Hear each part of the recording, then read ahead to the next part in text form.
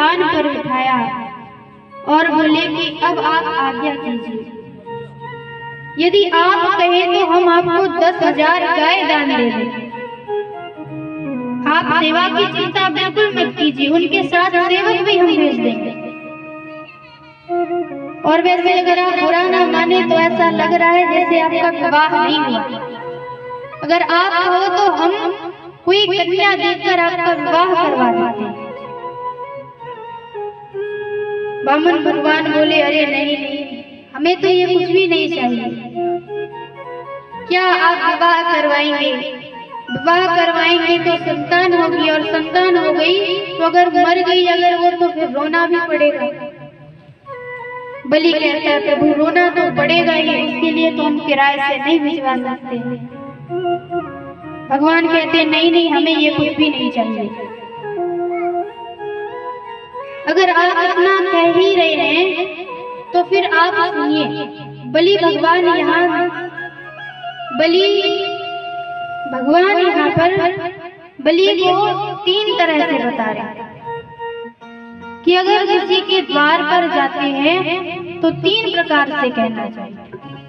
पहले भगवान इनके कुल की बढ़ाई करें। भगवान कहते हैं कि आप तो वैसे ही धर्मात्मा राजा हैं, और आपके कुल में तो अनेक प्रकार के धर्मात्मा राजा हुए हैं। बहुत सारे राजा हुए, आपके ही वंश में प्रहलाद हुए हैं, भगवान के इतने भक्त। आपके ही वंश में हिरण्यकशिपु जैसे बड़े तपस्वी राजा, तो आप तो बड़े महान। उसके बाद भगवान अपना संतोष बता रहे हैं कि नहीं नहीं, हमने तो बस इतना सुना था कि बलि यज्ञ कर रहे हैं, तो हम तो बस यज्ञ देखने के लिए आए। और आप तो इतने धर्मात्मा राजा हैं, इतना बड़ा यज्ञ कर रहे हैं, तो आप परमात्मा का भजन कर रहे हैं, इससे हमें बड़ा संतोष है। बलि कहता है, प्रभु ऐसा तो नहीं है, हमें तो ऐसा लगता है कि आपको कुछ ना कुछ चाहिए। भगवान कहते हैं, तो आप इतना कह ही रहे हो तो एक काम करो, हमें 3 पग भूमि दे दो।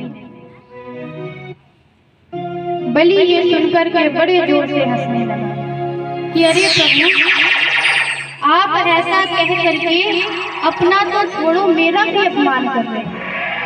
मैं बलि हूँ, इतना बड़ा राजा हूँ, सबको इतना सारा दान देता हूँ, और आप 3 पग भूमि मांग रहे हैं। अगर आप कहें तो हम आपको 1 लोक का राजा बना दें। भगवान कहते हैं नहीं, हमें कुछ नहीं चाहिए।